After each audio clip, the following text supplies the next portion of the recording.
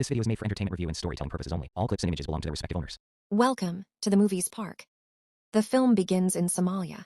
We are introduced to Chul, a South Korean undercover agent who is there on a secret mission. He observes his commander, Jin, and the team from afar.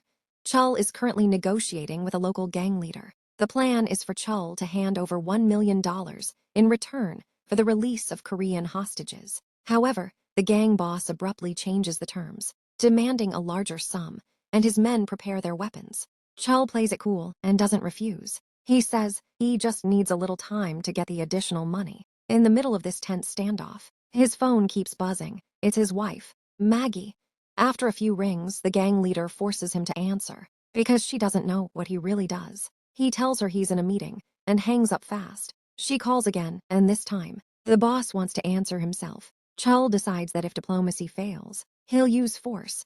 He smashes the boss with a heavy blow and then fights through the rest of the men with brutal efficiency. Hearing the chaos, Jin realizes this mission won't end peacefully and orders an all-out assault. But Chul barely needs the help. He wipes out the gang on his own and rushes to assist Jin's team outside. Meanwhile, Maggie keeps calling, furious that he keeps hanging up, threatening to make his life miserable when he gets home. He tries to end the call quickly. Bullets are flying and promises to explain later. She's still upset and goes to sit with his mother and the rest of the family. When she notices a pregnant relative, her face falls. Chul is always busy and traveling, and though they've been married over a year, they still haven't had a child. Elsewhere, at a Chinese military airfield, North Korea's deputy foreign minister boards a private jet with the Chinese minister and their security. As the plane enters South Korean airspace, an armed group locks on and fires a precision missile, obliterating the aircraft. That night, Chul, late and changing shirts in the car, urges Jin, who's driving, to hurry. It's his mother's 70 circumflex th birthday, and being late will be a disaster. He finally arrives to a warm welcome. His mother is thrilled. The party starts, and Maggie, still angry about the calls, barely tolerates him. At the same time, South Korean intelligence receives word of the downed plane and dispatches a unit to the launch site. But the culprits have fled, leaving a time bomb that kills the responding team. Back at the party, Maggie needles Chul about their inability to have children. He thinks, rule one of negotiation, hold eye contact. But that doesn't work on Maggie, who snaps back and keeps scolding him. He tries to act like a normal husband, not a spy, but she presses, when will they have a baby? She's sick of his constant trips. The next day, South Korean authorities hear that Beek, the daughter of the North Korean minister, who died in the explosion, has requested asylum in the South. Intelligence suspects she may know something about the terrorist attack. She's currently in Thailand, attending an energy conference. She's a physicist under heavy North Korean guard. With no time to waste, the agency moves fast. Orders come down. Chul has taken the day off and Jin tries to cover for him, but the director barks that the country is on high alert and he must report at once. Ironically, Chul is at a fertility clinic with Maggie. He agrees to go mostly to avoid her anger. In the bathroom, an elderly woman slips in, leaves a juice bottle and papers, installs a device on his phone, and leaves. She's an operative. Jin is contacting him. On the juice cap is a scribbled urgent mission. The director explains that if they can't identify who brought down the plane, South Korea could be forced to give up nuclear arms entirely, especially since the missile was fired in their airspace. Chul is to fly to Thailand immediately, extract Beek, and return. He emerges to a hopeful Maggie, who asks him to come home early. He grimly tells her he has a 3-day work trip. She curses, storms out, refuses to be calmed, grabs a taxi, and heads to her job at the airport. Preparing for a flight, she nearly trips, but a handsome man named Ryan catches her. He flirts with her all the way onto the plane, which, as you've guessed, is heading to Thailand. In Bangkok, Chul and Jin focus on the mission, unaware of Maggie's presence. The director sends a video briefing. Beek isn't just any scientist, but a brilliant nuclear physicist who stood behind her father's nuclear program, which raises her value enormously. She's at a Bangkok hotel, and they must get her out at any cost. Chul and Jin arrive and trigger a plumbing emergency, so Jin can enter as a repairman. He leaves Beek a tool bag and steps out, then signals Chul to get ready, only for Chul to realize that Maggie is staying in the same hotel. He hides his face before she spots him and ruins everything. Beek follows Jin's instructions.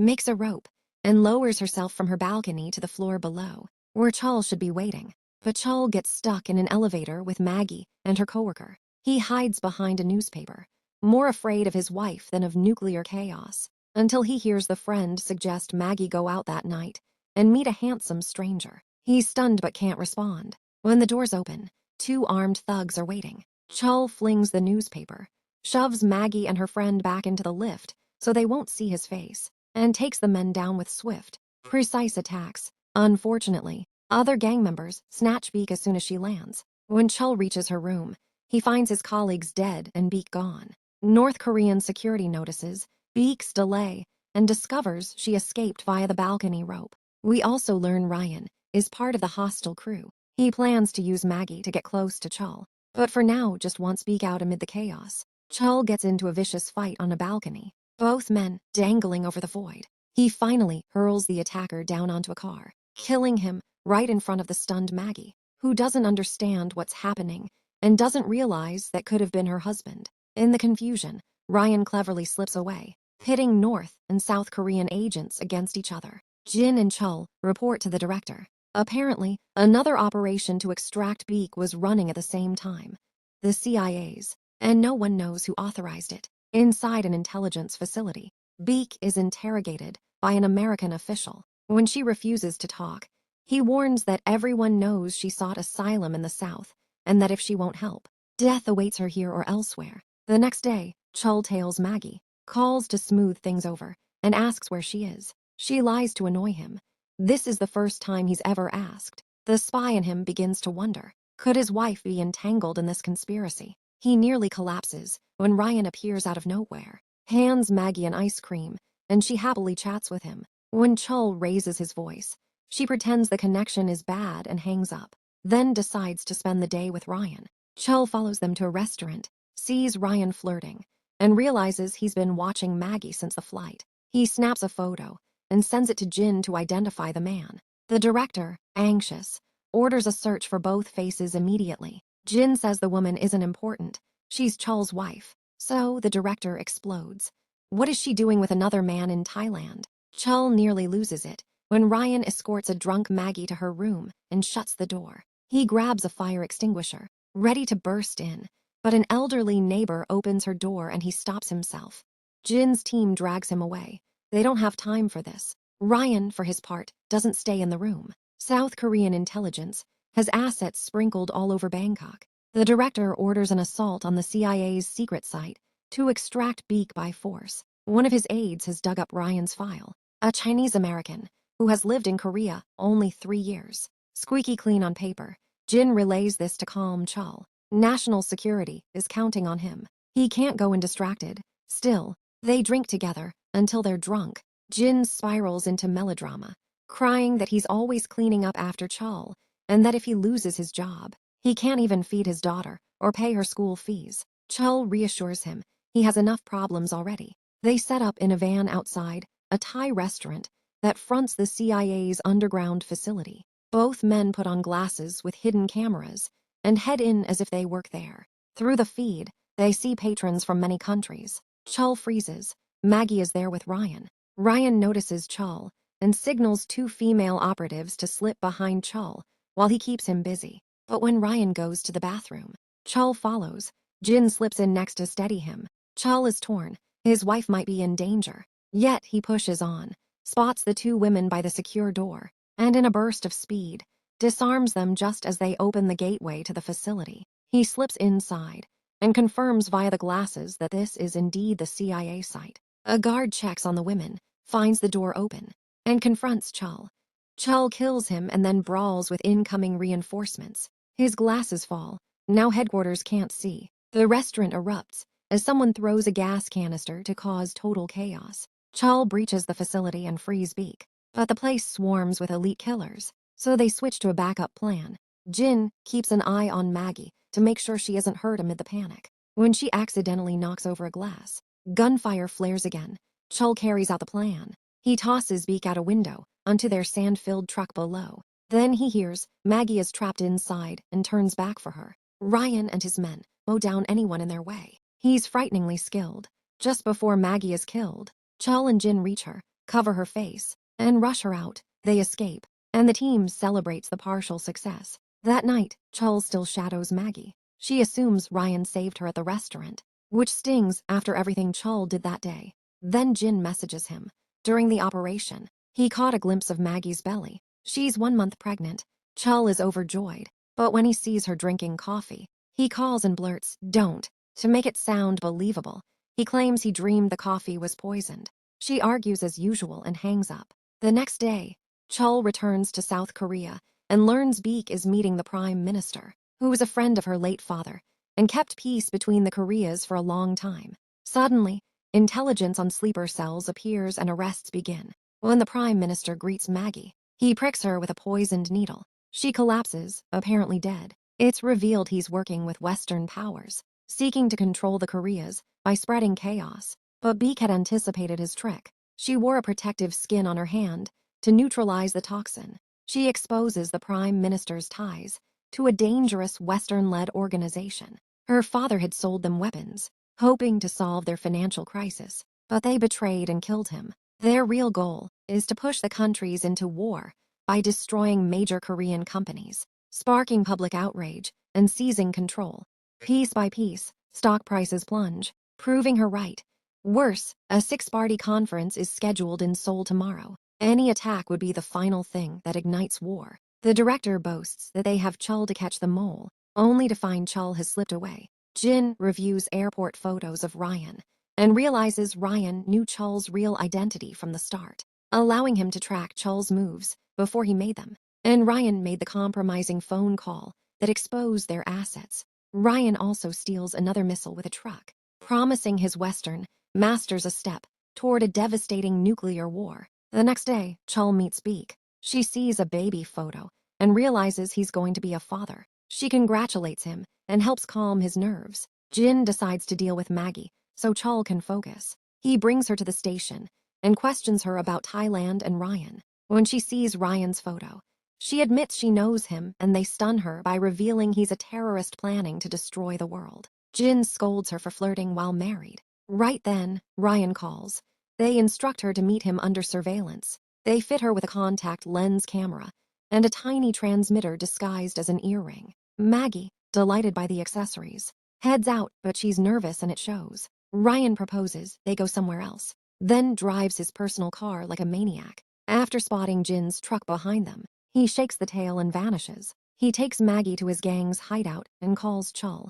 "Bring Beek to a specified location or your wife dies." Jin panics when he hears Ryan contacted Chul. He's afraid to call Chul, who might blame him for the abduction. Chul, furious, forces Beek into his car at gunpoint, makes the guards back off, and speeds away. The director yells at Jin, who promises to fix it.